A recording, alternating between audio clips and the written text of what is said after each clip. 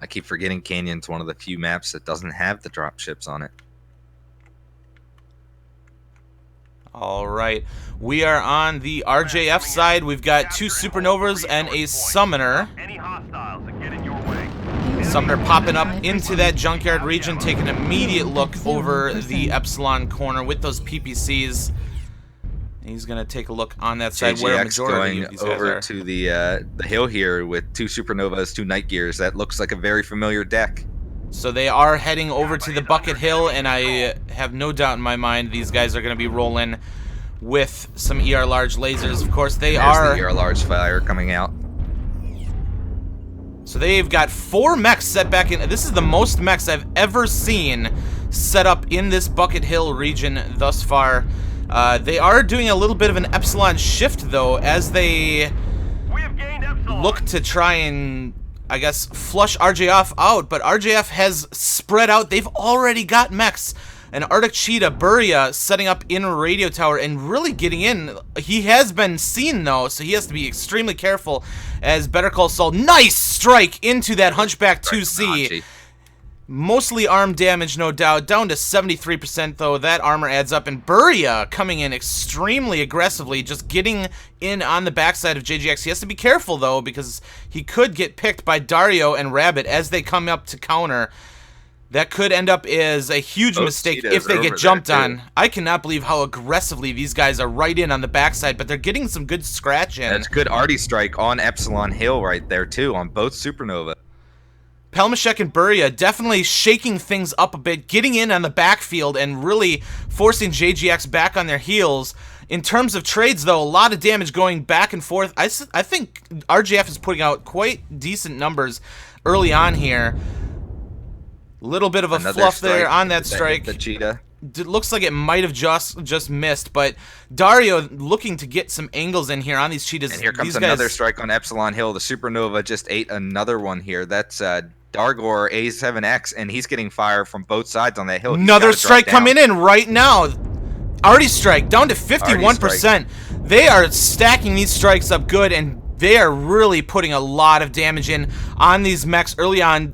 RJF really commanding the field early on, and a lot of that came from these lights who are now working on Dario. And JGX doesn't seem to have an answer so far to this control. These on radio tower are just getting shots in the backfield.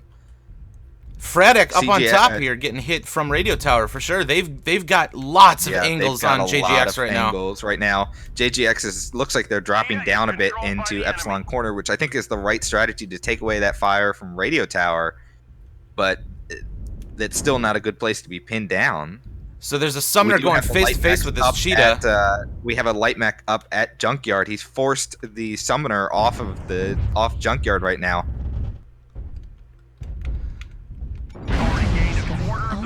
He took a hit to the back on that one, but he's got to be careful, though. His left leg is wide open.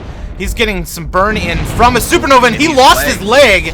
That Supernova might come in for the kill. He has the other Cheetah there for support, but the Supernova doing a great job putting that fire in, really threading the needle with those shots. Very aggressive up Epsilon line right now, though. And there's not a lot of RJF mechs to respond to this push. They are so spread out right now. This could be interesting. They've got to keep the mechs. More strikes going, simultaneous strikes coming back and forth. The RJF Supernova getting some hits, but those Cheetahs, even the one that's legged, getting some damage in on Volkadav, who is getting pushed by a majority of these players. The Summoner really pressed up in the corner, and Fratak in that Hunchback 2C, the first one to die.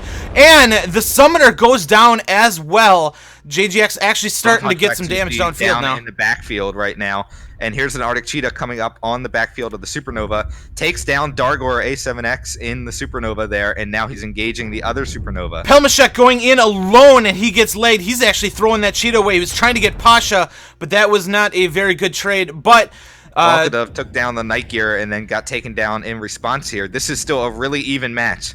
RJF is getting extremely aggressive, trying to catch these guys in the low ground here. Nomer in that Hunchback 2C down to 49%. And looks like Buria going in, getting the kill on Pasha. He can tear these guys up there, wide open.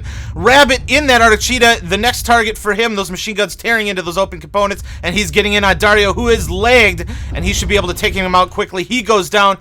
2 mechs remaining for CSJX, and they are both extremely hurt. 4 Extreme mechs Alex in the remaining for backfield RJF. here. I think they've got this. Taurus in the Supernova Rabbit, threading the needle taking yet on again. Taking that Night Gear down very, very low, and he is the last mech left. Buria getting in there with those machine guns, ripping into Extreme Alex. 31%, he is not long for this world, and he goes down. First drop goes to RJF, 8-5. What a drop. What a drop, and what an impressive showing by RJFS. I am impressed by just the map control. JGX back on their heels, though, coming back and making that an exciting, exciting match with that hard push around Epsilon Corner, catching some of those RJF mechs out. And that was extremely, extremely close. Really amazing damage numbers coming out from RJF, though. 3 mechs over 600 damage. The Summoners and the Supernova doing an amazing job. Terrace, Kediak, and RJF Volkadev, though, threading the needle through Junkyard and really working that cheetah down, took a lot of the pressure away. Handling those cheetahs, they were still definitely a threat and still were basically walking turrets, at least the one was, but slowing those light mechs down is key. But really an impressive showing right out of the gate by RJF, just controlling the map and the aggression of those light mechs. They were really, really ballsy, and it paid dividends controlling that side. Yeah, and that's, I think, the key in that match right there for me was just the opening move by RJF, knowing that JGX likes to set up with this moving power position, this 4 ER large laser, just devastating firepower that they've been doing. They still pushed up very aggressive in the beginning, hoping, I think, that just the canyons themselves would cover them for most of the while, which it did. But JGX wasn't really, I think, expecting such an aggressive move right off the bat from all angles like that. And by being able to set up in Radio Tower, being able to set up in Junkyard, being able to set up at Theta, now you've taken away basically any angle that JGX has other than dropping down into the canyon and kind of funneling them through that canyon. That opening move, that knowledge that we can get away with this, setup and this spread without taking a lot of damage, was what won that match, in my opinion, for RJF, because JGX made that very close at the end. Absolutely. So, taking a look at the map here, while we wait for the map selection to come up, we had, obviously, E5 is where they immediately set up their 2 Supernovas and 2 Night Gears. They did move up towards Epsilon Corner when they realized there wasn't a lot going on. They had the Summoner sitting back here in Junkyard doing some light trades at the beginning, but really kept his head down, which forced JGX, if they wanted to hit anybody, to get kind of presented here near Epsilon Corner.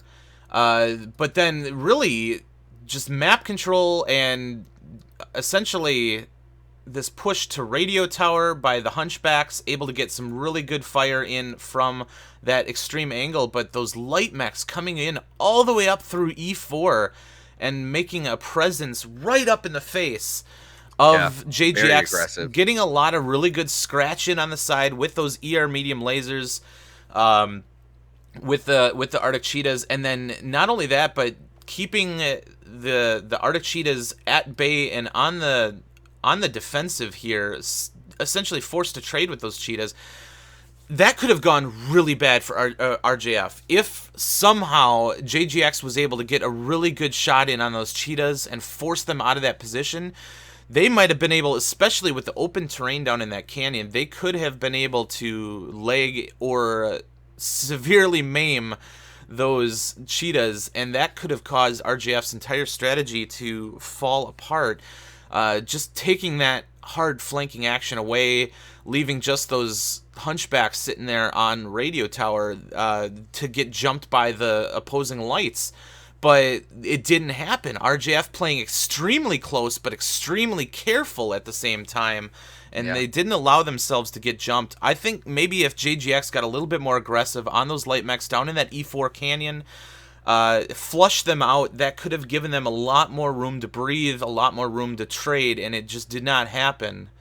I think the key, too, is that the Supernovas were sitting kind of in the Charlie 4, Charlie 5 hill area in the backfield, and basically you've got firing angles to that location from radio tower and from the supernovas. So you try and get aggressive on those Arctic cheetahs, and now you're taking, 4 mechs worth of fire coming across into that canyon where you don't have any cover. That's what allowed them, basically taking radio tower is the key. If JGX had taken radio tower like we kind of talked about in the opening with their ER large deck, I think you see a completely different match, because then you've got basically junkyard versus radio tower. You've got this kind of standoff sort of thing. By RJF aggressively taking radio tower, that took 2/3 of the map now is in their control, and they have the angles that essentially a 90-degree angle from one firing line to the other, that they can just take away any of the cover on that map. On top of that, of course, getting those massive strike angles, if you look at just the crossfire here of the airstrikes, really able to touch everything in that main body of JGX and just shredded them with the long reach of those strikes. We saw mechs getting really hurt really early on. Yeah. JGX just not able to put down an effective trade, and we've got the ban screen up right now. Bipolar Highlands, rest in peace. We're heading back to Canyon Networks, of course. Teams switching, so we're going to see JGX going right back into that Team 2 side that we've seen them on so often. Will they kind of go with what's been working? It's hard to say. But now the one thing that has happened to them, it's been working, but they've got to get up on the trades, because the way that they win those matches the last couple times has been to sit back in junkyard, get the damage out, and then be aggressive and take control of the cap points. So the one kind of negative to sitting in that junkyard strategy, if you're not careful, is the other team can run up the caps on you. So you need to get that timing down. JGX, obviously, their first drops against 228 Blackwatch had a little bit of an issue with that. But on the later drops against D5 showed that they kind of figured out, right, the timing in that strategy. The one thing I want to talk about, though, in that last match, and we've been kind of seeing it throughout the tournament, is the advantage of carrying both an airstrike and an arty strike. We know, especially in quick play, things like that, airstrikes are considered the predominant tool because you can aim them, right? You can angle them to hit and behind cover. Quite a long reach. Yep. Exactly, quite a long reach. You know where they're going to strike. The shells land close together too, so you can have multiple shells hitting the same target. But we've been seeing in this a combination of both air and arty strikes, and it seems like players are correctly judging when to use them. If they have two mechs clumped up next to each other, they might drop an arty instead of an air to hit both of them, or to hit some, on a corner. I think we've been seeing teams kind of use that in a very effective method. And so in RJF, like we saw just then, mixing up airstrikes, arties, it always felt like they had the right strike for the right situation in that. And it's hard to say whether that's personal preference or if that's a planned thing where they want to be able to choose based on what they want to accomplish. But I guess after seeing so many airstrikes in use, because they can be aimed, and we see them especially in high-tier play because they really know how to aim these, and we've been seeing some amazing striking coming in. It's not easy. I mean, you know where they're hiding, but it doesn't take much of a sidestep to dodge these things, and we've been seeing some really smart airstrike play. I can't aim it for shit, just full disclosure. Like, anytime I toss it, it's lucky if I see the indicator come up at all. But we've been seeing some really great, smart strikes coming in and just kind of robbing terrain or robbing peak points. And like, if you're going to sit there and trade with me, then I'm going to give you a strike, and it's been really well done so far. So then anytime I do see an arty strike come out, it's a little bit of, not a shock, but a bit of a surprise in that, oh, well, interesting. And a lot of times we have been seeing it in an opportunity, I guess, where it was a smart play to play the arty, and so I'd like to think, like you said, that they're doing that on purpose, that they actually have options and they're choosing to use one over the other for a specific situation. I have no doubt in my mind that's what's happening. But it is, the arty strikes do have their limitations. That's a little bit more RNG based as to where the shells are actually landing. It's more of an area denial than a straight line, so it can't reach as far. If you're placing those strikes on cover, it might not even be able to hit the target. But yeah, I mean, the striking has been phenomenal, and we've been seeing it really deal quite a bit of damage thus far. But here we go. We're getting into the game. JGX up on the north side where they've had a lot of success. Those Supernovas and those Night Gears setting up right out off the bat. It looks like they're all, at least 3 of them as usual, walking over to that Junkyard side. Yeah, it's the exact same setup. Both Supernovas and a Night Gear. The other Night Gear going up on the hills next to Junkyard. So we'll have to see how RJF counters it. They had a great counter before. We already have some PPC fire coming in. They have not countered with a heavy Epsilon line, a Delta 4, Delta 5 line engagement here. They've got 4 mechs over at Kappa. Once again being aggressive with positioning from the start. But I'm not sure this is going to be as easy as previous. So they've got a little bit of a crossfire in on those ER large mechs, but they're starting to turn around and put some damage downfield. We're taking a look into the cockpit here of one of those ER large mechs as they kind of get set up. Airstrike online. They've got a Very Hunchback tight 2C firing lines. way over by Kappa right now, but not putting any shots down. I don't know if he has an angle or what he's trying to do here. There he goes, putting some fire in now on Junkyard. That could be big, having a mech this far back getting fire in. All right, so we've got a little bit of a left shift here by a majority of these mechs for Those Artie JGX. strikes, and I think that's the right choice again. Extreme for Alex Junkyard. getting hit pretty hard, down to 67%. Data is trying to flush out a Pelmashek here, attempting to flip Sigma. An Artie Strike comes out to deny him the cap, and he smartly gets out before it lands on his head. But these Cheetahs really working the Sigma corner. Dario is present, and they will be able to stop any cap attempt. But these Cheetahs really just kind of forcing. They're not. Oh, nice strike in on Data and that Night Gear. These Night Gears up on Junkyard getting hit pretty hard so far, and JGX just does not seem to be trading is real being well. a little aggressive on Ooh, Epsilon corner Fratak again. gets hit by another strike, down to 60%. RJFS is really putting the damage down well, and Pelmashek continuing to just harass Sigma, keeping those Cheetahs at bay. They might decide that they want to come in and go for a light fight, but they have Terminator posted up completely fresh, available to help their team out if need be, and a nice burn in on Fratak. He is losing his angles, and he is forced off the field and out of his position, trying to get a little bit of a reset here. And we have a movement here by those Cheetahs getting in on the face. A little bit of a light fight, but they do have that Hunchback posted up over the top, and he's got 2 Hunchbacks, so that could be a 4v2 if those Cheetahs decide to come in hard. I don't know if they know the Hunchbacks are there, though. They do now. Burn coming in on Rabbit. They can't go any further past this, and a nice strike over both Cheetahs put in there. That looks like one of the Arctic Cheetahs dropped that one. 42%. Those Arctic Cheetahs might come in after that burn and try to finish off Rabbit. Is he lagged? Being very aggressive down the Epsilon line as well, or they were, but now they're backing off a little bit. They're in that Epsilon corner. I think one of those strikes got a leg in on a Cheetah. They saw that component destroyed, and they know he's now a turret.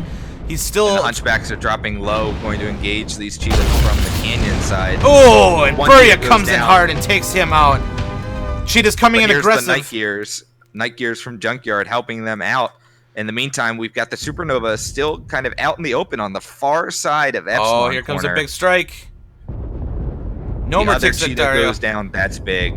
Both Cheetahs now down. RJF's JGX gonna- is in trouble here. And the Supernova in Epsilon corner goes down. These Supernovas are way in the backfield. They don't have any cover. The other Supernovas Look getting at the pounded right now. crossfire. JGX does not have an answer for this. They're going to have to come up they with something don't. big here. Pasha getting shot in the back, down to 20%. He does not have any available cover. And RJF doing they're some pushing really smart Junkyard. pushes here. And this is looking really bad for JGX. They do have some damage out on those RJF mechs, but they're moving their freshest mechs up to the front. Pelmashek at 74%, getting right up in their face. Really, with as Night low as Gears these has mechs got are, he could legs jump as in well. alone. This Pelmashek can get in at any point here. He's getting some good burns in on Data. He goes down to Terminator, the Hunchback 2C firing over the shoulder of Pelmashek. And here comes that Cheetah coming in to finish it off. JGX is not going to be able to get away with this one. Pelmashek in there. 2 quick mechs go down, and the last one left is Extreme Alex down to 13%. And JGX has been eliminated from the tournament. RJF coming out strong. JGX simply not coming up with an answer to that extreme map control, and what an impressive showing by RJFS. That was some amazing play there. Terrace Kedic, 852 damage in the Supernova. Den Airwalker pulling 592 in the Summoner, 509 coming out of the other. Those Summoners doing consistent work, but those Supernovas pulling their weight as well. The Supernovas were basically the anvil there in that game for RJF. They sat there, they took the brunt of the engagement by JGX. They basically, compared to the Summoners who can kind of pop in and out of cover, the Supernovas have to just rely on, peeking around the edges and taking a lot of fire. They're assault mechs, but that's what they can do. But across the board, the trading better, the map control better. RJF came to play today. They absolutely did. I mean, would you call the Supernovas the anvil or the hammer? Because those Arctic Cheetahs, though very lightweight, I think the Supernovas consistently were the anvil. formed. That Hunchback 2C Arctic Cheetah group was the hammer in my mind. Coming around the Kappa side over towards Sigma, getting those angles in. I mean, they were firing in on those night gears from the Kappa Sigma side of the map, basically from JGX's own side of the map, for most of that engagement. And then they were able to jump on the Cheetahs, get both Cheetahs down. So now JGX, not only do they not have the firing angles, they don't have the ability to counter Cap, they don't have the ability to do the late game, machine gun lights, tearing mechs apart. Losing your Cheetahs early on in the match hurts a lot. Absolutely.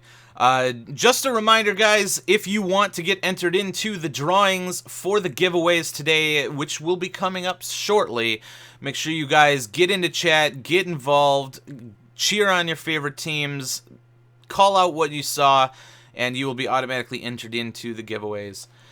So, I mean, really, I agree with you. The Supernovas and the Night Gears were the anvil there for RJF, really controlling... Supernovas and Summoners. Oh, Summoners, my bad. Yeah, the Night Gears were on JDX side.